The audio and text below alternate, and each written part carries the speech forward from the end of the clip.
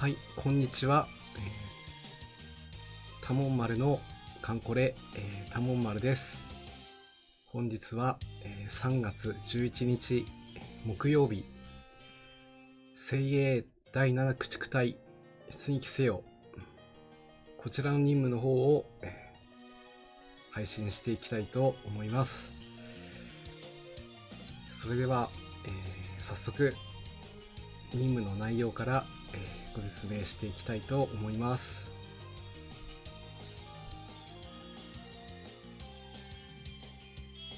角谷さん、こんばんはです。今日もよろしくお願いいたします。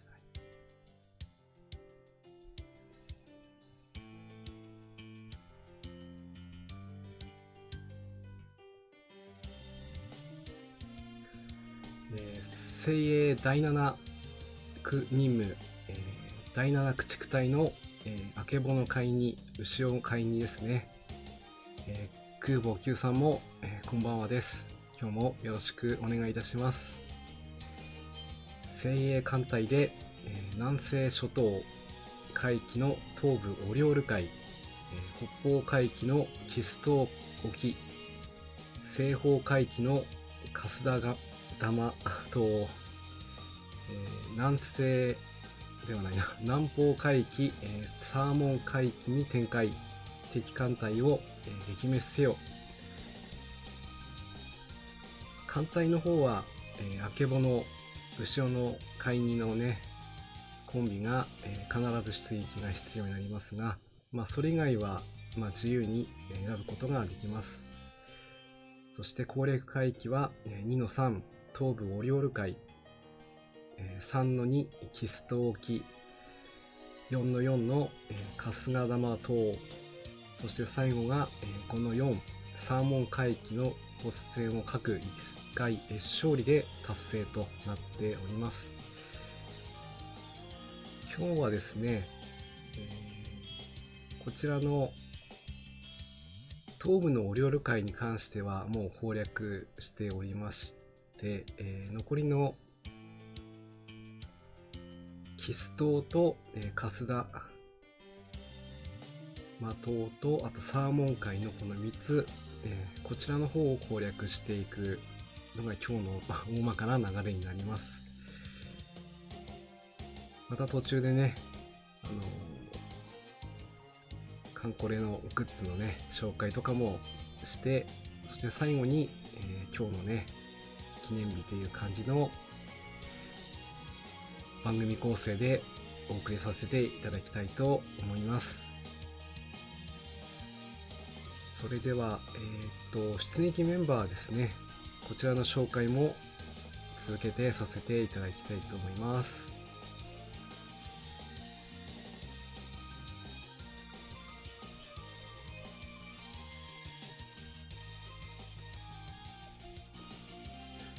はい、今回の出撃する、メンバーですけども、あけぼのとね一番こう付き合いが長いだろうと、私がこう勝手に解釈して、選んだメンバーになっておりますが、一応簡単にご説明しますと、第二航空戦隊飛龍と蒼龍、前回からねまた引き続きなんですが、こちらは安保上陸作戦の支援といったことで、お付き合いがありましたので、それで今回も連続出撃ということになっております。そして、第5艦隊から、妙高と羽黒、こちらも南西方面のね艦隊の編成の時に、お付き合いがありましたので選ばせてもらっております。そして、第一水雷戦隊、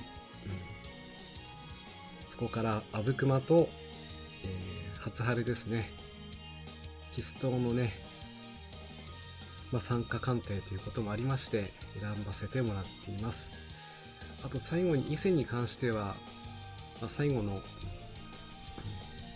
5-4サーモン海域にはどうしても航空戦艦が必要だったということで、これはもう完全にスペックで選ばせてもらいました。装備に関しては、今、キス島に出撃するという感じなので、高速プラスの、電炭装備という風になっておりますが、出撃が、攻略がね、進めば、駆逐艦隊の装備もそれに合わせて変えていこうかなと思っておりますので、よろしくお願いします。それでは早速、出撃の方をしていきましょう。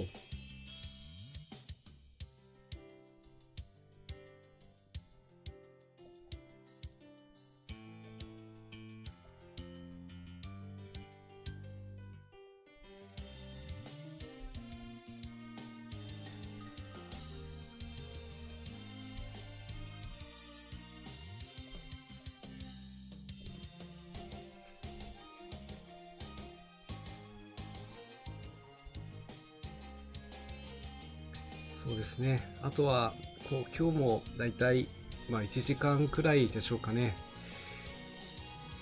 配信になるかと思いますので、皆さんね、途中で休憩されるとか、飲み物とかね、あとは他の、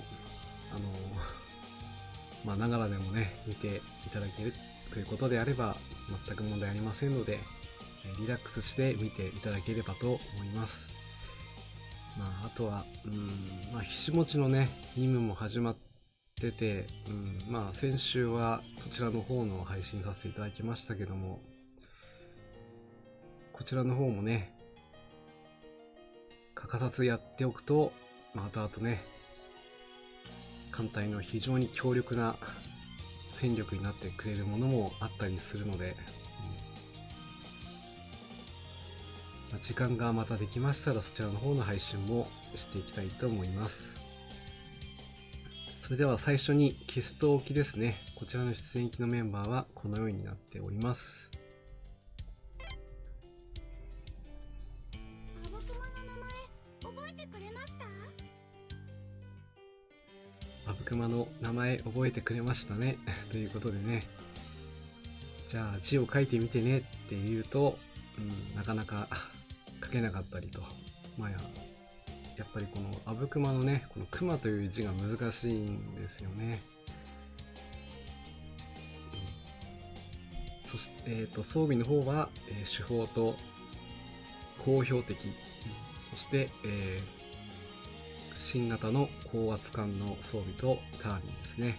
こちらの第一水雷戦隊機関を務めてもらいます。連度もね、軽順の中では一番高い146ということで非常に頼もしいです。わらわをそうして慕うとよいぞ。そして、初春型から初春買いにですね。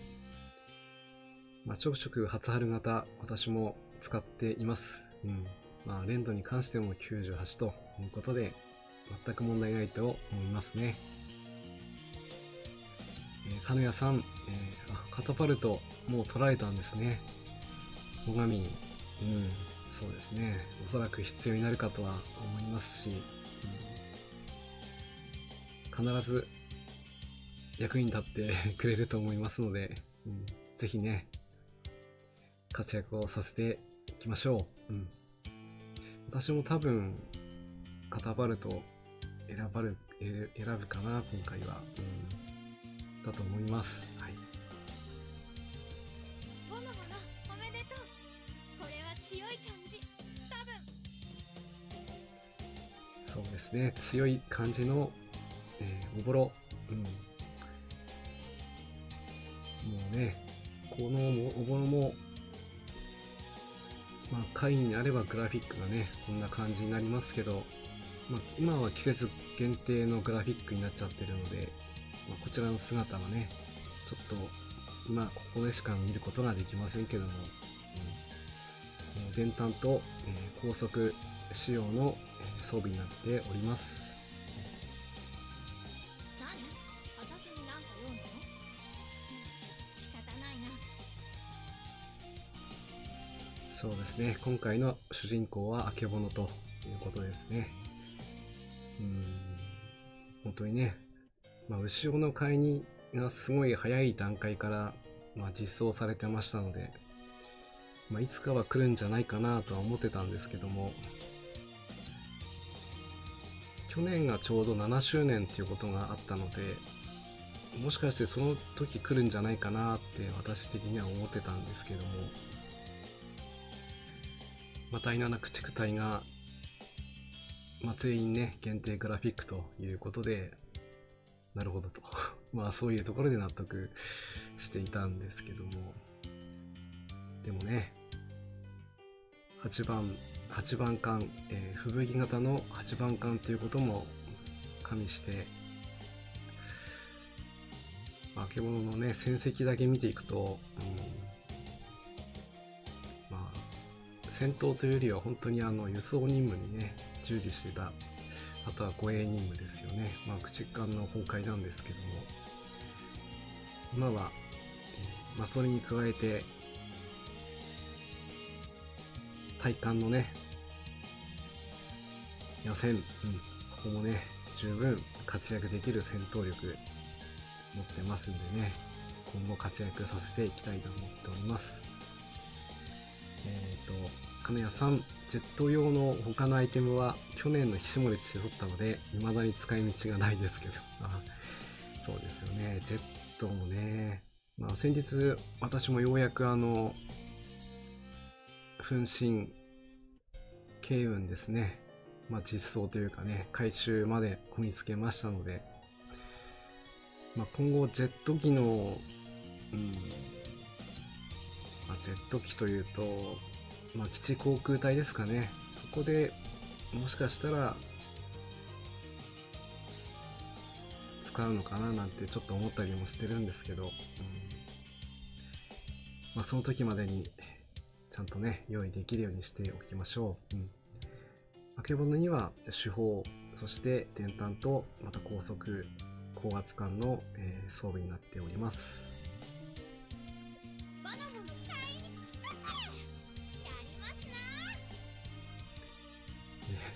笹山みね、やりますなというちょっと元気よく、いただきましたけども、この子は、皆さんもねよく分かっている通り、これが初めてプレイされる時に秘書官でね選ぶことが、できるカンムスなんです。ですから、会議がねいずれ来ると思われますのでね、その時のために、連打を上げていきましょう。私の方はもう97ですから全く問題はないんですけども、もっとね高くしていきたいなと考えています。電炭と、これも高速の装備になっていますね。そうですよね。ジェット曲線とかね、いずれ来そうな感じもしますし、あんまりね早すぎてもね鋼材がマッハでなくなっちゃうんでそこら辺は消費があまりないようにしていただけると嬉しいですね。あけぼのちゃん、おめでとう。とっても素敵です。そしてね、牛尾から、あけぼのにおめでとうということでね、ようやく揃っての会員になることができたことが非常に嬉しいということですね。牛尾も、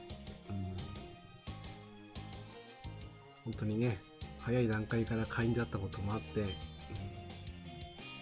いろんな作戦参加してきましたけども、これからはねあけぼのと一緒に出撃する機会も多くなってくると思います。ということで以上6名でキスト攻略いってみましょう。そういえばチャンネルタイトル変わってないな。ちょっとすいません。タイトルちゃんと直しますね。こちらのところを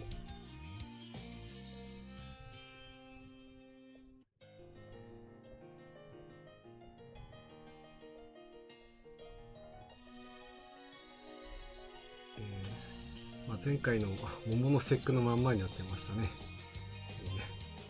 こちらを直しましょうね。はい。精鋭第7駆逐隊出撃せよ。では行ってみたいと思います。あぶくまの漢字覚えてくれました？書いてみて。あ、書いてみてきちゃった。違います。やっぱり違いますですね。はい、いいでしょう。行きましょう。では、キスト、ルート的にはね、最短ルート行けるつもりで編成しています。大丈夫でしょう。戦闘出撃します。北方海域は、昔は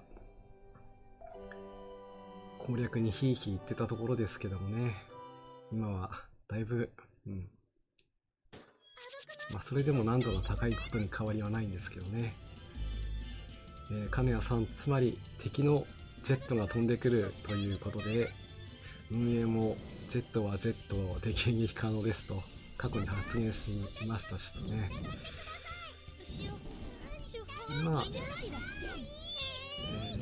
ジェットではないんですけども、基地航空隊に対して、重爆撃機ということでね、通常の直線では対応できない。いきなり大破しちゃいましたね。そういう仕様もありますから、ジェットにはやはりジェットでね、対応していかないといけないんでしょうけど、機銃ではね、対応できないでしょうから、でも関西機で対応するのも限定的になっちゃうし、どうしたものかな。でもその時になったら、そういう対応の仕方がね、ちゃんとね、用意されているものだと思いますので、今はあまり考えないようにしておきましょう。これでバッチリ戦えます。いやでもね、やっぱり簡単には、攻略させてくれないですね。最初からの洗礼が受けてしまいました。あぶくまの名前覚えてくれました？耐久力がね、牛尾一番高いですから一番最後尾に置いてたんですけど、それでも抜かれちゃったんじゃもう仕方ないですね。ちょっと疲労の関係もあるので、ちょっと 1,2 分ほど休憩していただく間にですね、先日の報奨、ランカー報酬でね配られた、武装ダイハツという装備がね新たに実装されています。私まだ取ってないので、使用感も何もわからないんですけど、一応、新州丸を、秘書官の2番艦ですね、2番艦にすればダイハツを最終まで開発して、そして陸戦隊ですね、こちらを消費することで、実装することができるということですけども、私のところでダイハツに関しては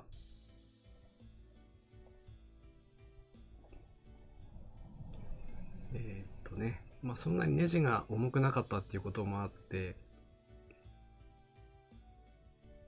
マックスをね一つ作っていました。あと一つね、あと8のものがあります。先ほど回収の時に、陸戦隊必要になるということだったんですけど、私陸戦隊、今3つ持ってるんですが、全部ね回収しちゃってますので、これ回収してると使うことができませんので、都合、この一つの、ダイハツともう一つ陸戦隊を作っておいて、その上での回収するという感じになりますので、ちょっとね時間かかるんですけど、一つ用意してみようかなと。そうですね、武装ダイハツはマックスダイハツを都合2つ用意しろということになりますね。陸戦隊ね、どうしてもね、回収してないと、威力があまり期待ができなかったので、回収してたのはいいんですが、それが、仕方ないですね。それはそれで、後々役に立つはずなので。特大発をちょっと、量産しようと思ってね、今4つほど作ったところで、今回のアップデートでね、新たな、武装大発、さらには、その上を行く、並走もね、実装されてますので、これどこまで必要になるかはわからないんですけど、でも用意しとかないとね、すぐには用意できませんので、今月か来月くらいまでにはなんとか、一つだけでも用意していきたいなと思ってます。それでは、改めてもう一回ね、キスと言ってみましょう。今度は突破できるよ。みんな大丈夫だ。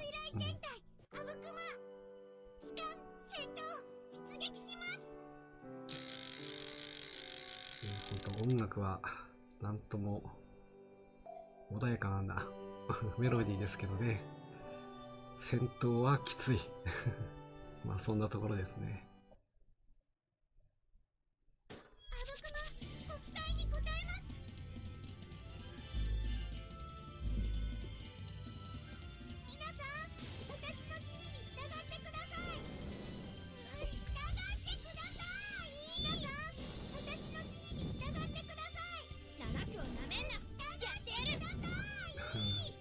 アブクマの従ってくださいということでね、全く命令は聞いてないですけど、ちゃんとね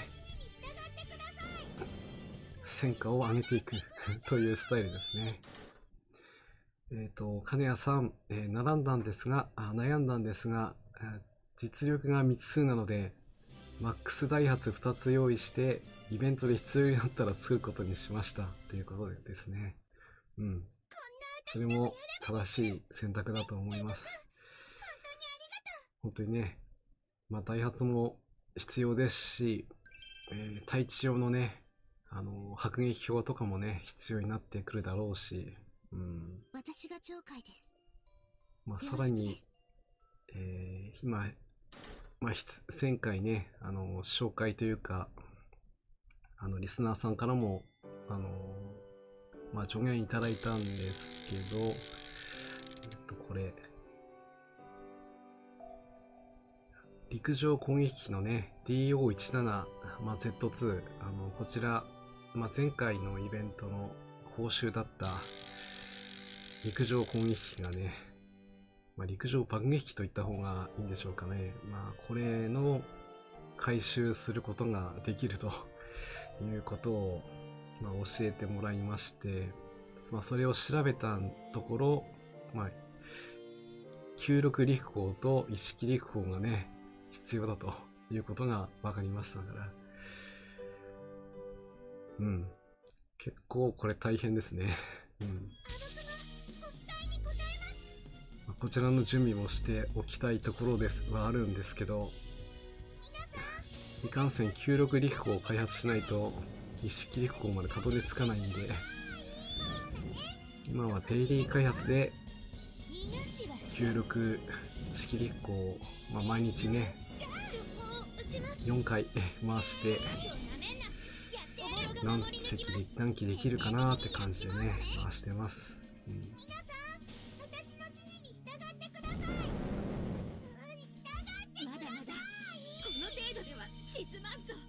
そうですね、AB 艇のようなね、新州丸の増設に乗せられるということなんで、ちょっと新州丸の今後の動向が非常に、気になるところですね。もう代用が効きませんからね、そのスロットルに乗せられるというね、並走がそれであればね、当然火力も上がるだろうと思いますからね。そうなんですよね。陸砲で重爆飛竜の回収があったので、そちらの方をちょっと優先してやっていたところで、この、DO217 のね、回収ができるっていう風になっちゃったもんですから、当初は、こちらで用意してた一式陸砲がね、3機用意してたんですね。なので、都合良ければそれで、飛竜をそのまま回収して、熟練まで持っていこうと考えていたんですけども、それをやってしまうと、一式陸砲がね、最後に回収するときに3機必要になるということですから、それをやってしまうと、こっちが作れないということで、非常に悩ましいところではあるのですが、熟練の方は、一式陸砲、任務でね、96陸砲から回収することができますから、それで数を後で揃えてから改めて増やすようにして、今はそちらのね、新装備というかね、DO217E5 の HS293 初期型、こちらの、実戦配備、こちらをね、優先して今は考えております。で、96陸砲も、一応開発してますけども、ようやくね、一つ一式陸砲に変えちゃったんで、今月に入って一応3つは完成してます。なので、このペースでいけば、今月中には、あともう2、3機くらいはね、できると思うんで、そうなれば、若干余裕ができるかなと思ってます。はい。ということで、最初の決闘の攻略はこれで無事に、できましたので、みんなありがとう。それでは続けて、春日玉島のね、出撃に行きたいと思います。ちょっと編成を変えてきますので、はい。よし。第二航空戦隊、機関、飛竜、出撃します。そしてね、第二航空戦隊、飛竜、蒼竜、そして第五艦隊の、妙高、羽黒、あけぼの、牛尾、こういった編成になっています。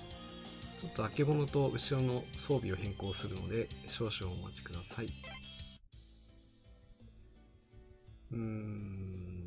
どうしようかな。対戦地はまだそこまで強化され、まだね、出来上がってないから、後ろなら1スロットで持っていけるから、手法と、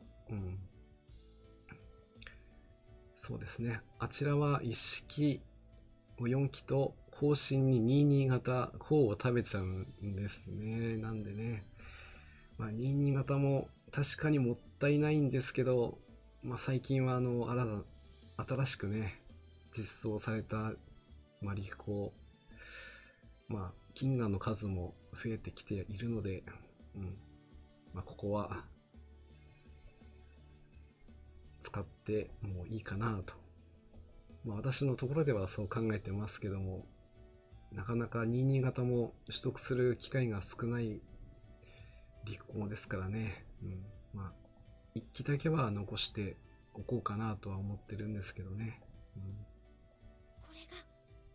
これが近代化階層ですよね。そうです。近代化階層ですよ。15あればギリ足りるか。じゃあ。少し自分に自信が持てるようになるといいなって思います。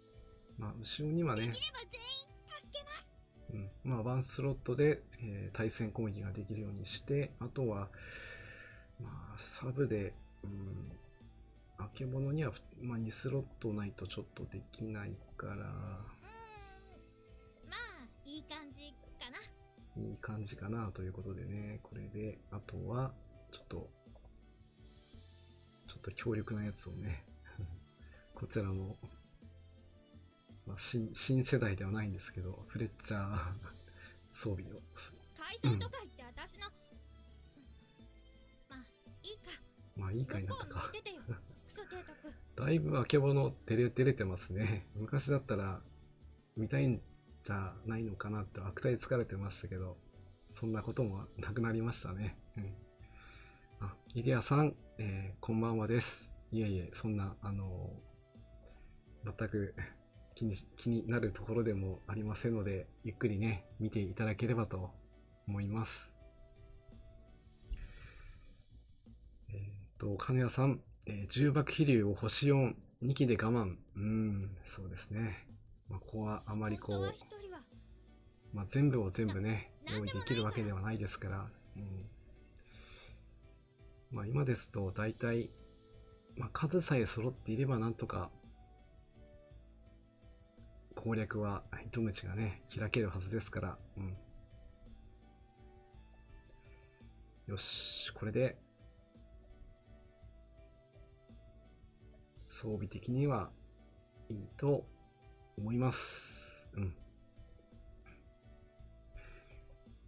それでは、敵空母が現れましたか？次は4の4、春日玉島、まあ、潜水艦がねいる海域なんで、怖いですけど対戦用意はしてきたから大丈夫だろう。では行ってみます。艦隊出撃。徹底的に叩きましょう。索敵も怠りなく。徹底的に叩きましょう。索敵もね、満身ダメ絶対ということですね。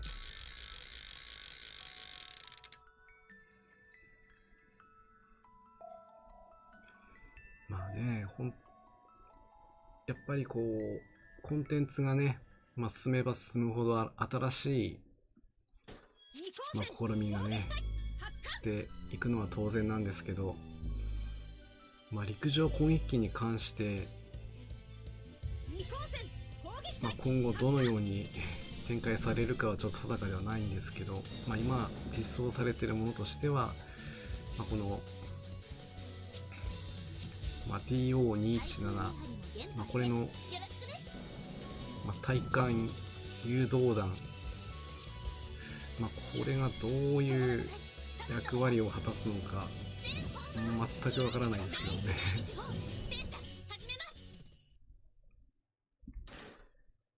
桜アイリスさん、こんばんはです、今日もよろしくお願いいたします。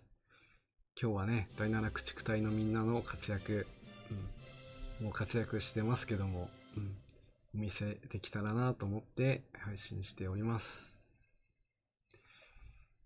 まあ、今日は途中でね、まあ、前回のアップデートで実装された、まあ、ダイハツだったり、陸上攻撃機だったりね、まあ、そこら辺のちょっと話を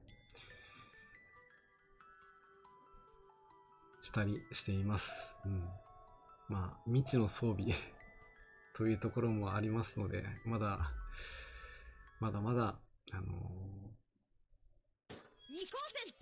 有益なね、情報をちょっとお出しすることはできないんですけど、まあ、それにもまして、まあ、用意がね、できてないと何も始まらないんで、いや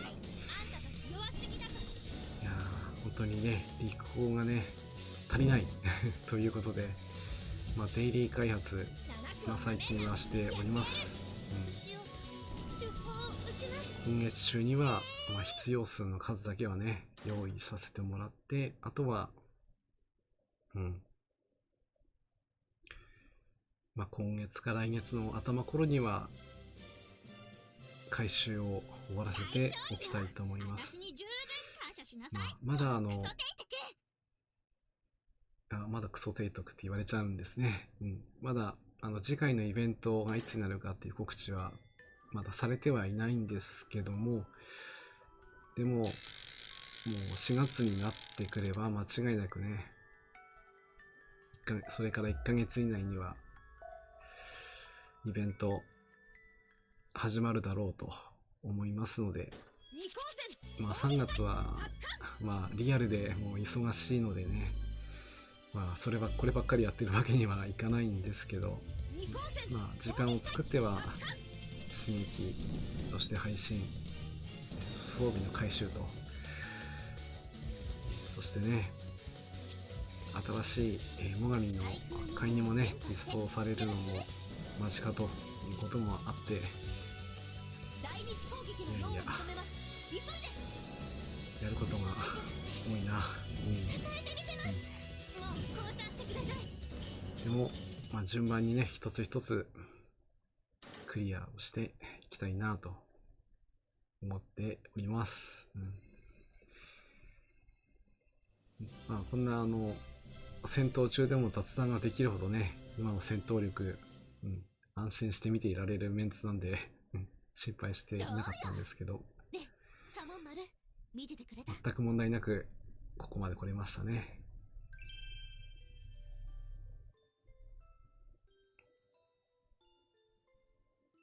私はアタゴ。提督、覚えてくださいね。はい、アタゴさん、よろしくね。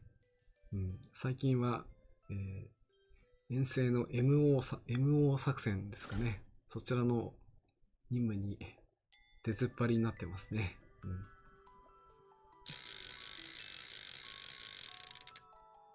よーし。まあ、ルートはこれで、OK と。あとは、どうかな、潜水艦出るかな、ここ。単獣人で行きたいとこだけど、副獣人で確実に落としても行きたい。でも多分エリートだから、単獣人でもやれるな。ということで、単獣人で行きます。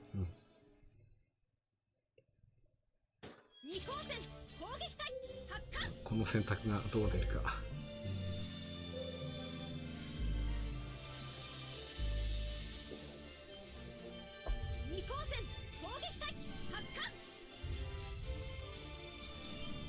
今回は、まあ、冒頭でも話がありましたけどね、まあ、ジェット戦闘機の、まあ、実装もねされるのではなかろうかという話題もありましたから、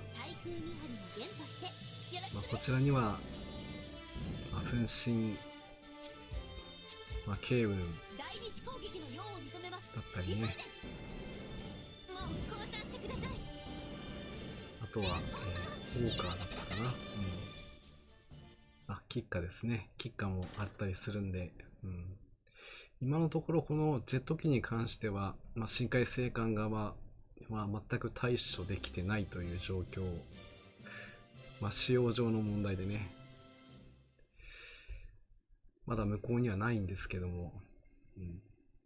第一機動艦隊第二航空戦隊持ってこられるとね、非常に厄介なことになりそうなので、まあ、Z には Z じゃないと対応できないでしょうから、怖いな。でも、必ず救済があるはずということを期待しておきます。ただ、ね、式エンジンだけはね、持ってないと、せっかく救済があっても対処できないので、最低一つは、まあ、ストックしておきたいなと思います。ということで、春日玉島ですね。無事攻略となりました。みんなお疲れ様。やっぱり強いね。野戦まで行くかなと思ったんだけど、昼戦で終わっちゃいましたね。姉の不相です。妹の山城ともどもよろしくお願いいたします。ね、不相さん。まあ今回、まあ、先ほどからね、ちょっと話出てました。まあ DO17 のね、違う、DO17 じゃなくて、96式か。96式。96式立候を回収するのにこの不相さんがね、選ばれてるっていうのもなぜかなと思うんですけど、でも、新たな役割があります。ですから、不動産使ってあげましょうね。うん。艦隊が帰投しました。MI 作戦の次はまだ早いですね。うん。MI 作戦はね、ありがたいです。ちょっとまだ早かっこれでたんだよな。また出撃可能です。うん、いよーし。やー、本当はもっと飛竜たちに活躍してもらいたいけど、今日はここまでの出撃です。はい。第二遊撃部隊第一水雷戦隊竹物出撃します。ということで最後の今日はね、次はサーモン回帰になりますけどね。敵の分身武装は、食らいたくないですね。こっちのタッチ感が潰される意味合いが想像できるね。まあ、こちらの、手数を減らしてくるというね、手段は、前回イベントでは、先制雷撃をね、5発放ってくるという、もう悪夢のようなものを見せられましたから、それを対処する方法としては、今回、アップデートで情報された、支援艦隊のね、キャップが上昇させてもらったということで、多分、いくらかマシになるんじゃないかとは思うんですが、あとは、騎士航空隊のね、攻撃をどう当てていくかね、ここがちょっと鍵なんですけど、分身で強襲されて、迎撃がこっちができなかったりすると、大変なことになりそうな、そんな予感はするんですけど、何かね、いい方法があればいいんですけどね、ほんとね。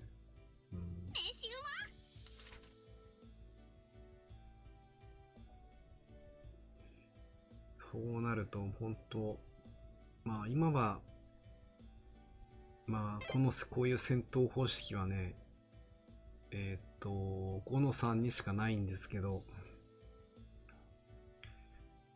夜戦から始まって、昼戦の戦闘になるっていう、そういった戦い方があります。ジェット戦闘機は基本的には、夜間戦闘はできないだろうと踏んでいるので、夜戦でね、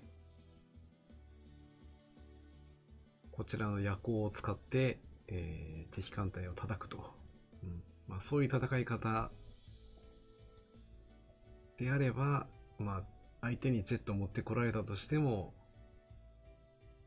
ジェットが使われる時には敵艦隊をもう半壊してるとかね、そういう方法に持っていきたいなと、と考えてみたんですけど、どうですかね。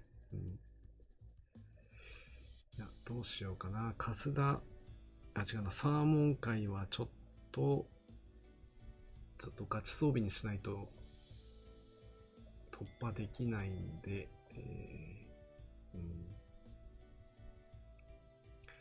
そうですね。レイテの時にやった作戦ですね。もう、こちらの、不利な状況の中にね、戦う方法として、考案されたわけですけども、実際の戦いだった時もね、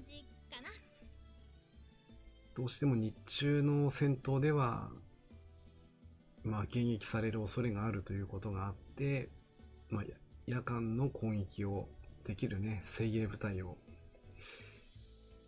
実際用意はしていたんですけども、それを実際には、生かすことができなかったというね、ことがあったりもしますからね。向こう向いててよ、クソ提督。どうするかな。ここは、さざ波には、ちょっと野戦装備にして、野戦のね、照明弾。なかなかいいかも。あざあとは、2つ積ませてみようかな、今回。ーす。さざ波、ちょっと感触も。ちょっとね。そして、あけぼの、あけぼのはそれでいいか。牛用が、やっぱ電炭だな、ここは。ここは電炭そうして、これが近代化階層ですよね。で、やっぱ11にするかな。11にして、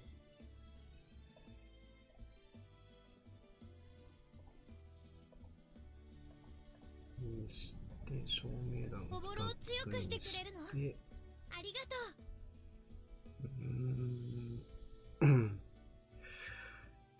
索敵がちょっと足りないから、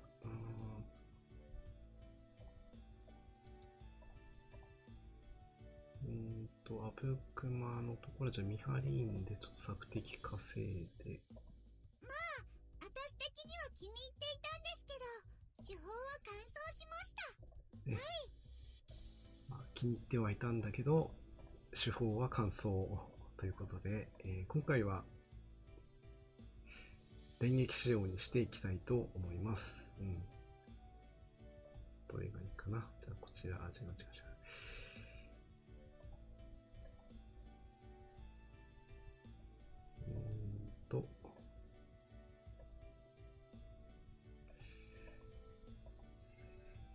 あ、これ持ってるな、誰か。持ってないのか。下ろしてるんだな。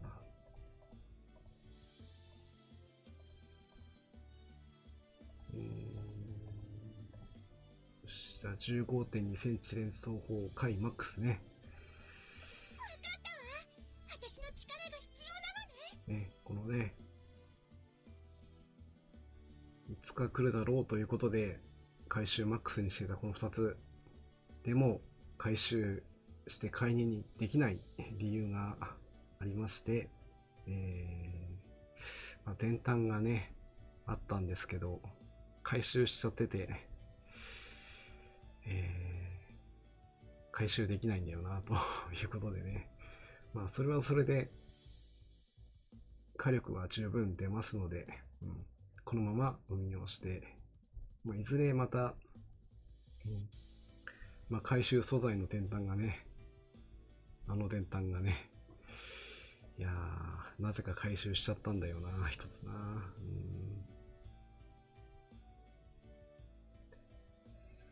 22号、水上電炭回4ね、こちらがないとね、回収更新できないもんですから、今はこのままで、行くよりないと。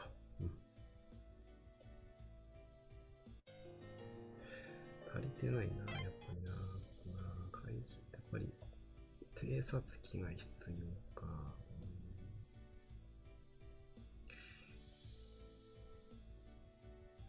艦船で一つ押して、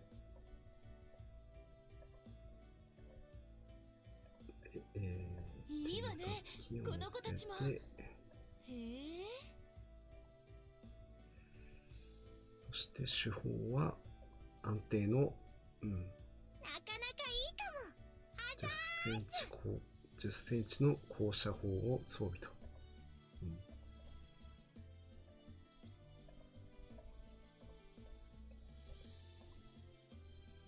大潮から借りてきて、おぼろを強くしてくれるの？ありがとう。あとは、後ろのスロットルには見張り員を装備して、これが近代化階層ですよね。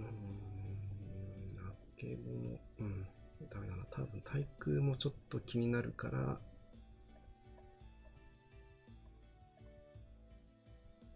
こちらの94式降車装置ね。これがかなり艦隊の防空能力を高めてくれる装備なので、一つだけ、まあ、いい感じかな。いい感じかな、これで。どれ。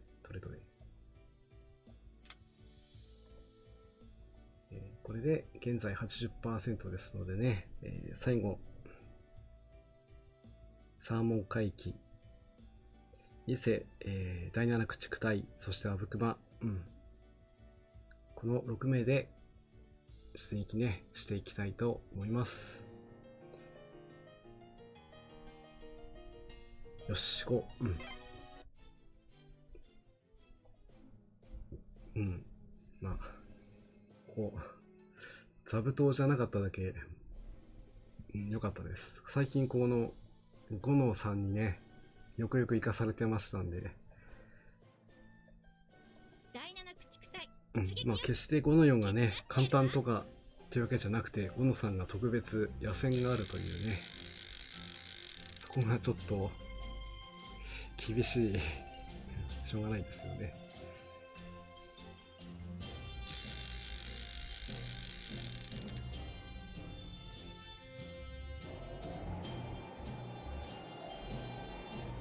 そうですよね。もうレイテ2018年、今はもう2021年ですから、もう3年前ですね。もうそんなになっちゃうんですね。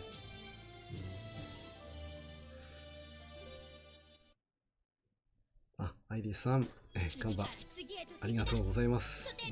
カンムスたちをね、応援してあげてください。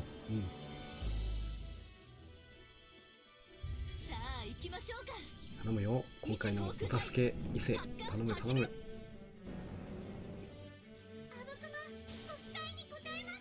まあ、ルート的には、航空母艦をね、用意して上ルートから回っていっても差し支えはないんですけども、私個人的に第7駆逐隊でこう最後の海域を攻略したいというそういう願いで、中央ルートを、選んでみました。さあ、こっから野戦だな。よしよし。また私の戦果が一番なの？やってにしておくべきだったかな。でも今更手遅れだ。行くぞ。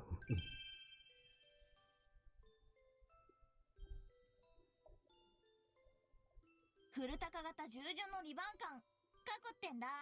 よろしく。囲ってんだ。よろしく。で、前回ね、活躍してもらいましたから、また次の機会によろしくね。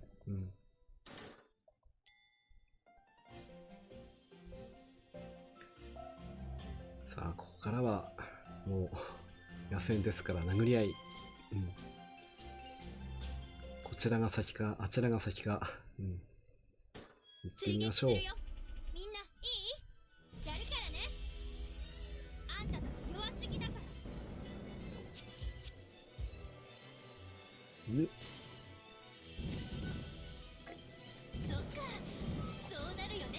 徹底的にやっちまうのね。おぼろが守り抜きます。敵では離脱してください。ほらね、そこにいたでしょ。よーし。まずは第一関門突破ですね。いやー、あけぼのカットイン攻撃をかわしていく。やりますね。実を言うとあけぼのね、回収まだ終わってないんですね。階層は連度が前々から高くしてたから良かったんですけどね、回収がねちょっとね追いついてないんだよな。まだ火力と対空がねマックスになってないんで、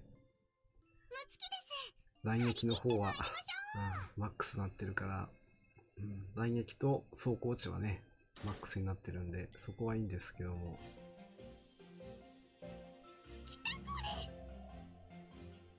さあ来たこれ。よし、ここはね突破しやすいんだけど、たまに事故りますんでね、頼むよ、みんな頑張ってきてね。追撃するよ。みんないい？やるからね。よし、まずは照明弾から入って、あんたたち弱すぎだから。2番艦を狙ってくれるのはありがたい。よし、カットインじゃないな。カットイン出んだよ。よしよし。おぼろろが守り4番か。抜きます。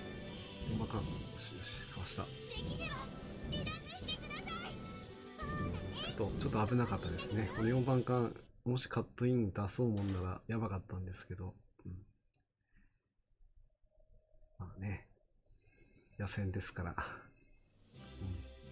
打たれれば致し方なしと。私でもお役に立てたのでしょうか。みんな見ないでください。恥ずかしいよ。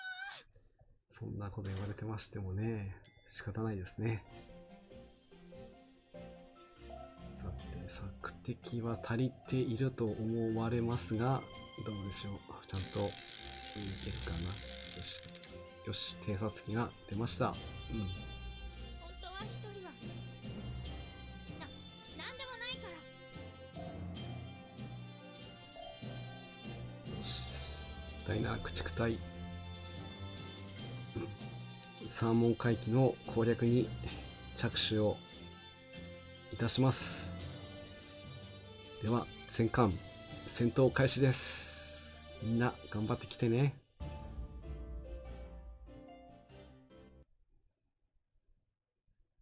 次から次へと敵だ。クソ提督、この私が何とかするけど。さあ行きましょうか。伊勢航空隊発艦始め。あんたたち弱すぎだから。あの様、ご期待に応えます。そっか、そうなるよね。敵では離脱してください。あんたたち弱すぎだから。皆さん、私のおぼろが守り抜きます。そこなんだ。長くはなめんな。やってやる。よし、伊勢攻撃隊いっけー。やっぱ私じゃ無理。でもこのままなるなんて嫌。絶対に守ります。さあ、七区をなめるなよということでね、ダメージはだいぶ取ってるけど、4隻か。でも十分叩ける範囲内なのでね、野戦行ってみましょう。野戦に突入します。はい。追撃するよ。みんないい？やるからね。懐かしのね、野戦 BGM いけるぞ。あんたたち弱すぎだから。出た。フラッグシップの輸送船のカットイン。そうなるよね。徹底的にやっちまうのね。おぼろが守り抜きます。敵では離脱してください。やれるか。やりました。やりました。第7駆逐隊のね、活躍見てくれましたか？みんな強いでしょう。今後は、イベント回帰でも活躍間違いなしと。私でもお役に立てたのでしょうか。昔から活躍はしてたんですけどね。今後さらに活躍できるでしょう。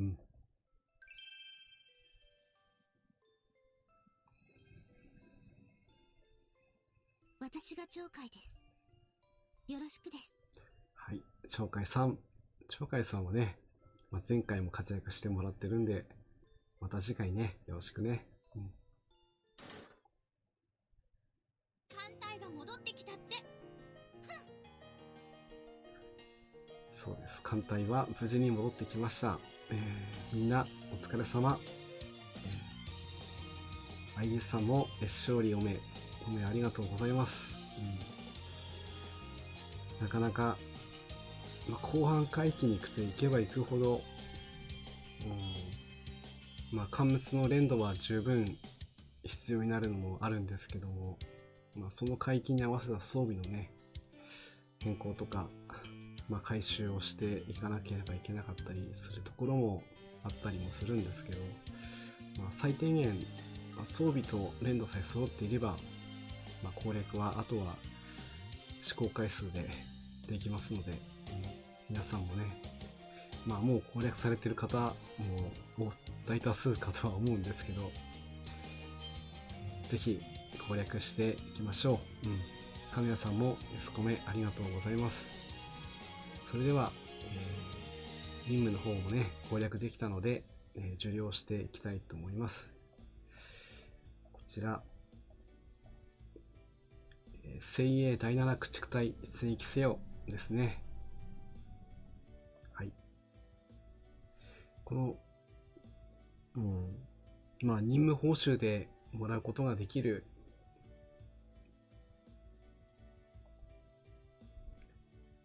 爆走一式戦はやぶさ回、6号戦隊は、だいぶ昔にね、イベントで配られた報酬の、見た目は戦闘機なんですけどね、カテゴリー的には地上攻撃機になっちゃってるわけなんですけど、今までは本当に活躍の場がなかったんですけども、先日というか2021年2月5日からね、駆逐艦に対してなぜか異常なダメージが出るという、情報修正、その前からも、回収することで制空値の上昇、そして水上艦への攻撃力は上昇しないけど、対空射撃回避能力がね上がっているということで、そのまま使ってはまだ能力的にはいまいちかと思うんですけども、今後回収をして制空値が高くなれば、陸上攻撃機の中では間違いなく一番高い制空値が維持できますので、それにこの任務でね取ることができるようになりましたので、ぜひねこの第7駆逐隊の任務で、こちらの報酬いただいていきましょう。これで私も2つ目の6号戦隊になります。そして、このね竹妖精が乗ってる、連装工学砲回2、これが、どういうわけか、パラメータを向上させていただける非常にありがたい装備なので、これも、いただいていきたいと思います。いいな。はい。よし。金谷さん、爆走ハイブサはテストしたら駆逐艦に、300ダメージが出ました。軽巡とかにそれると、なるほどね。小型艦に関してはということなんですね。でも駆逐艦ナ級にはね、あれはもう駆逐艦じゃないんだけど、駆逐艦ですから、そこを叩いていただけるということで、今後の活躍ね期待したいですね。ちゃんとロックをしていきましょう。こちらの爆走一式はやぶさ、こちらが2つ今持ってるので、回収そのものはどれくらいかな。だいたいネジが4つで水星を2個使っていくっていう感じで、後半は流星を使ってネジが、確実化すれば7、そうじゃなければ6ですか。そんなに重くないんですね。なるほど。対空値も雷装値が若干上がるけど、結局のところ爆走値が重要ということか。まだまだ未知数な装備ですけど、これでまた新たな力を持つことができましたね。気に入らないなら外せば？あ、違う？いいけど。だいぶ、昔に比べるとね、あけぼののコメントも柔らかくなったなぁと。初期のね、頃は、初期の頃で良かったんだろうなぁとは思うんですけど、新規勢の方ですと、なんだこのっていう風になっちゃいしまうこともありえますけどね。はい。こちら、今ね、報酬で取った、この連想工学校会にもそうですけどね、こちらの、白露型妖精が乗ってる、B 型海4、戦時回収の降車装置もね、これもステータスが向上する装備なのでね、今後、出撃できる海域には、装備の関係上、手法ばっかり積んでいくこともというわけにはいかないので、ステータスも今76の対戦値だから、結婚過去仮もね、もうあと8万か、8万だから来月くらいにはできると思うんで、粘度をね、上げていきたいと思っています。ポケモノの今後の活躍、期待しましょう。はい。ということで、精鋭第7駆逐隊出撃せよの任務、無事に完了しました。ちょっと順番が遅くなっちゃいましたけど、今日のね、カンコレグッズの紹介、ここでさせていただきたいと思います。これはこのまますぐ出してもいいな。はい、今日の紹介するアイテムはこちら。はい。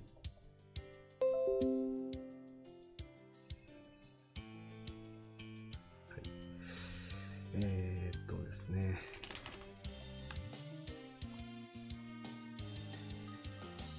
画面の方は切り替わったかな。はい。切り替わっていると思いますので、ご説明をしたいと、ご説明のする必要もないかと思うんですけど、これは、僕カワウソの、ぬいぐるみですね。前回も、ぬいぐるみとしてキリン飼い煮をね紹介させていただいたんですけども、その時に、一緒にこうまだ売れ残ってましたんで、売れ残ってたというか、そういう言い方はちょっとあれなんですけどね、だいぶ頑張って並んだ結果、ゲットできました。はい。でもなかなかね、このアイテムがね、使うところがね、わかりません。非常にわかりません。バッグのキーホルダーにしてぶら下げてもいいんだろうけど、ちょっと微妙に大きいんですよね。なんで、だから外に持ち出して使おうとすると、なくしてしまいそうな、そんな危険をはらんでいるので、なので、自宅で、たまにね、飾っておきます。イデアさん欲しいとね、いう風に言われているんですけど、なかなかね、手に入れようとするとちょっとなかなか売ってない商品なので、私も1個しかないんで、すいません。ちょっとお入れすることはできないんですけども、もし何かしらの、またイベントでね、こう、精神的にちょっと詰まった時は、こういった、グッズでもね、見ながら、心を落ち着かせながらね、クリアっていうゲームの方をしていければなと思いまして、出ましでなかなかバランスも悪くてね、先日買いましたハンコレのねお酒を、固定してなんとかこう写真で撮ったみたいな、そんな感じになってますけど、でもはっきり言います。今後まだ登場することがありますので、その時はこの時のための、僕カワウソということで覚えておいていただければなと思います。はい、ということで本日は僕カワウソを紹介させていただきました。はい、それではね、いよいよ今日の、最後のね、紹介させていただくコーナー、今日は何の日ということで、今日の日付なんですけども、3月11日、これは記念日とではないんですが、私の住んでるところがですね、東北なんですけども、東日本大震災ということが、体験をさせて、もらって、無事にね、今日まで来れましたけど、いやあの時はね、ちょうど午後の2時46分、何事かと思って、外で仕事してたんですけどもね、とても立っていられなく状態になって、ちょっとただごとじゃないなというふうに思っていたら、案の定、地面のあるアスファルトに亀裂が入ってきたもんですから、これはもうやばいなというふうに直感的にその時は思いました。車でね移動をしてたんですけど、もう全部の信号がね、断線というか配線が落ちちゃって、まともに走ることも不可能な状況になってしまって、その後は停電になってしまいましたから、無事になんとかね、電気の方は2日で復旧してくれたんですけど、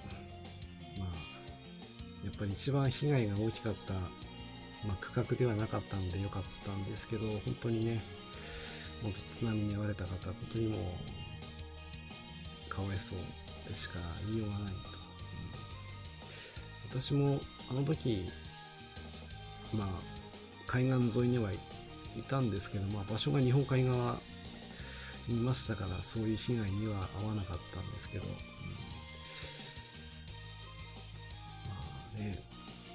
今日改めて被害者のね数ちょっと紹介があったんですけど、私もその時の数でだいたい2万人の方が亡くなったっていうのがちょっと分かってたんですけど、またその後も増えて今2万2000人の方がね亡くなったり行方不明だったりというねことだったらしいので、ね、いや本当にね、痛ましいことではありましたが、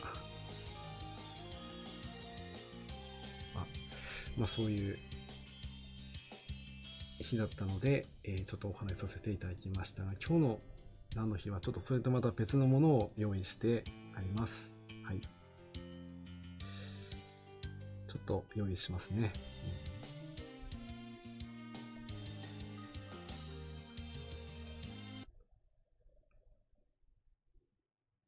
はい。ちょっとね BGM を、書いて紹介をさせていただきます。はい。本日はね、なんとパンダの発見された日なんですね。だいぶ昔の話でもないんですよね。こちらは1869年明治2年のこの日にですね、中国の四川省の民家で、フランスの神父さんがですね、白と黒の奇妙な熊の毛皮を見せられたそうなんですね。それで、西洋にパンダの存在を知られるきっかけとなったそうです。ジャイアントパンダのレプリカの標本をね、パリの自然歴史博物館に送って、その1年後の1870年に研究を進めたレミー・エドワードという人が、学名をつけたそうです。もともとパンダはね、猫と、足の、合成語だそうで、ギリシャ語では黒と白のといった、そういった意味合いがあるそうです。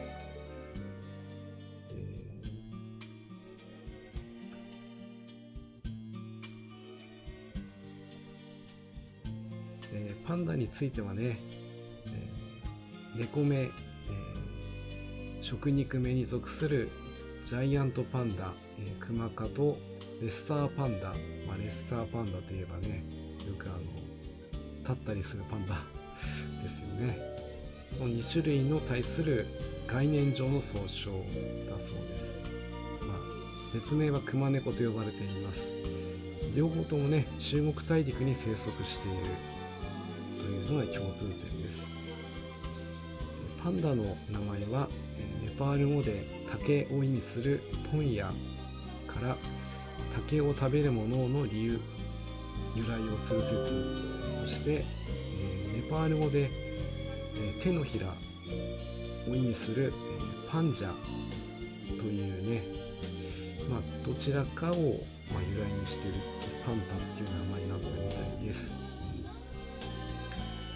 現在は中国でも一般的にパンダをクマネコ、ジャイアントパンダをオオクマネコ、レッサーパンダを小クマネコと呼ぶらしい。本当はもうちょい発音違うと思うんですけど、そういう3段階でね、読んでおります。台湾ではね、単純にクマネコと呼ばれているそうです。単にパンダといった場合、現在ではジャイアントパンダのことを指すことが多いんです。しかし、当初は先に発見されたレッサーパンダに対してパンダと命名されたので、後から大きいパンダが見つかったので、ジャイアントパンダっていう風になった、そういう経緯があって、漢字がそのレッサーパンダの猫、もともとね、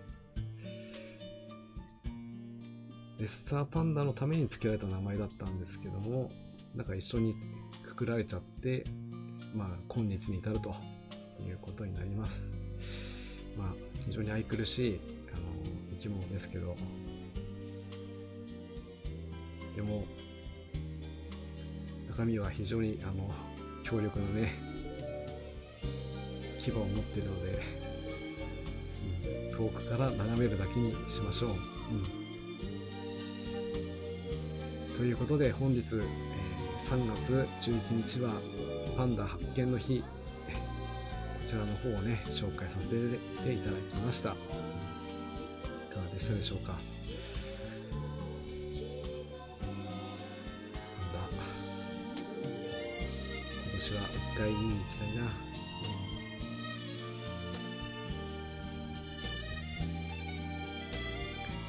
ということで、本日は精鋭第7駆逐隊出戦規制をお送りさせていただきました。ちょっと最初はねいきなり牛尾が大破してしまってどうなることかと思いましたけど、無事に任務を全うすることができて、新たなね一式戦も取ることができて大変良かったと思います。今後はまた任務の方の攻略をねしていこうと思っております。今画面上でねちょっと前回の第7艦隊出戦規制を第7駆逐隊出戦規制のまんまなってて、ちょっとすいません、そこだけ今直します。次回は、前にもちょっとお話ししたんですけども、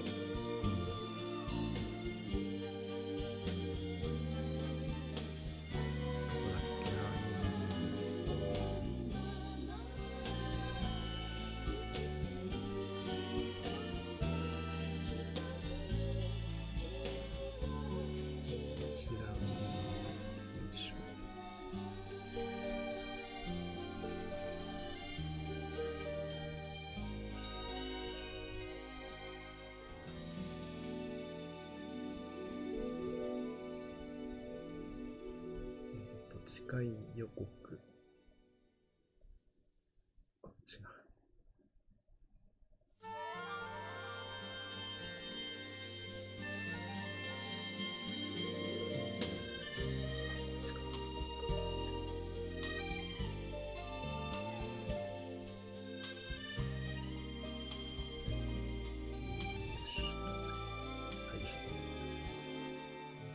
はい、次回は、春限定、春の天津風をお送りさせていただきます。ね、まさかの天津風の限定グラフィック来ましたからね。ただ、一応春限定ということになってますので、早めにちょっとやっておこうかなと思って、選びました。また次回もね、用意ができましたらご案内いたしますので、次回もよろしくお願いいたします。またね、